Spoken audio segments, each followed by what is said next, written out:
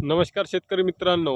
आता शेतकऱ्यांसाठी राज्यात देशामधील जे अर्थसंकल्प सादर करण्यात येत आहे 23 जुलैला म्हणजेच मंगळवारला, त्यामध्ये शेतकऱ्यांसाठी महत्त्वाच्या घोषणा ह्या करण्यात येणार आहे. तर त्या महत्त्वाच्या कोणत्या 3 घोषणा करण्यात येतील त्या संबंधित संपूर्ण माहिती या व्हिडिओमार्फत आपण घेण्याचा प्रयत्न करणार आहोत. तर शेतकरी मित्रांनो, आता नरेंद्र मोदीच्या टर्म 3 मध्ये पहिलाच अर्थसंकल्प सादर करण्यात येत आहे. यामध्ये PM किसान सन्मान निधी, यांत्रिकीकरणावर GST तसेच इतरही योजनांमधील कोणता बदलाव होणार आहे त्यासंबंधित संपूर्ण विशेष माहिती आपण या व्हिडिओमार्फत घेण्याचा प्रयत्न करणार आहोत.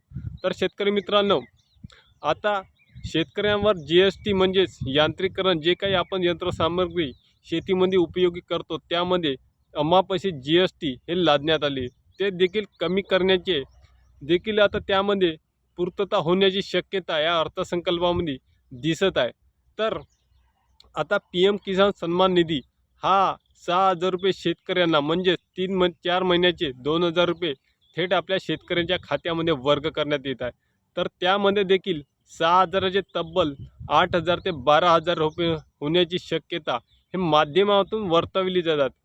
तर शेतकरी मित्रांनो, कारण लोकसभेच्या निवडणुकीमध्ये शेतकऱ्यांनी या सत्तेमधील सरकारला चांगला धडा शिकवलेला आहे. त्याचं कारण आपल्या शेतकऱ्यांच्या शेतमालाचे भाव पाडणे, तसेच आयात निर्यातीचे धोरण, तसेच शेतकऱ्यांच्या ताटात माती कालवण्याचे काम योजनेसंदर्भामध्ये या संपूर्ण गोष्टीचा विचार केला असता शेतकऱ्यावर पूर्ण काळोखा सरकारच्या माध्यमातून पसरवण्यात आलेला आहे. त्यामुळे या आगामी निवडणुकीमध्ये म्हणजेच विधानसभा निवडणूक आता काही महिन्यातच येऊ घातलेल्या, त्याच्या पार्श्वभूमीवर अर्थसंकल्प आता सादर करण्यात येईल. केंद्रीय अर्थमंत्री निर्मला सीतारामन ह्या आता 23 जुलैला म्हणजेच मंगळवारला अर्थसंकल्प सादर करणार. त्यामध्ये बहुतांश आता बातम्या प्रकाशित होत आहे मीडियाद्वारे व प्रसारमाध्यमातून की PM किसान सन्मान निधीचा या हप्त्यामध्ये काही प्रमाणात वाढ होणार आहे. शक्यतो 8,000 किंवा 12,000 रुपये होण्याची देखील बातमी हे प्रकाशित होत आहे विविध मीडियामधून. तर मित्रांनो, आता त्यानंतर शेतकऱ्यांच्या यंत्रसामुग्रीवर GSTचा कर देखील हा कमी करण्यात येईल. हा देखील उद्देश आता त्या अर्थसंकल्पामध्ये घोषणा देखील होण्याची शक्यता आहे, वर्तवली जात आहे. त्यानंतर आता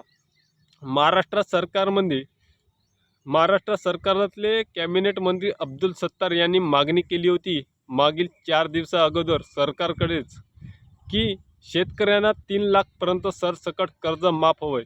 शेतकऱ्यांना 3 लाखपर्यंत सरसकट कर्जमाफीची मागणी मुख्यमंत्र्यांकडे केली आणि मुख्यमंत्र्यांच्या समवेत आता केंद्र सरकारकडे म्हणजेच नरेंद्र मोदी आणि अमित शाह यांच्याकडे बैठक लावून आता त्यावर काय ठोस निर्णय घेते हे देखील आता बघण्यासारखं आहे. कारण यांना चांगला धडा शेतकऱ्यांनी लोकसभेच्या निवडणुकीमध्ये केला आहे. आता जर आगामी काळामध्ये जर कर्जमाफी शेतकऱ्यांची केली नाही तर येत्या विधानसभेमध्ये याच्यापेक्षा चांगला फटका हा शेतकरी या विधानसभेच्या निवडणुकीमध्ये या सरकारला देणार आहे. कारण शेतकऱ्यांचा चढलेले भाव, सोयाबीनचे भाव 13,000 रुपये प्रति क्विंटल गेलेले ते आज 4,600 तर 4,000पासून शेतकऱ्यांना नाईलाजाने विक्री करावी लागते. त्यानंतर 13,000 रुपये क्विंटलनं गेलेला कापसाचा भाव 6,500च्या घरावर आणून ठेवलेला आहे. असेच कांदा उत्पादक शेतकरी नाराज आहेत, द्राक्ष उत्पादक शेतकरी नाराज आहे. संपूर्ण धोरण शेतकऱ्याच्या विरोधक असल्यामुळे ह्या सरकारला पाडण्याचं काम हे शेतकरी करत आहे.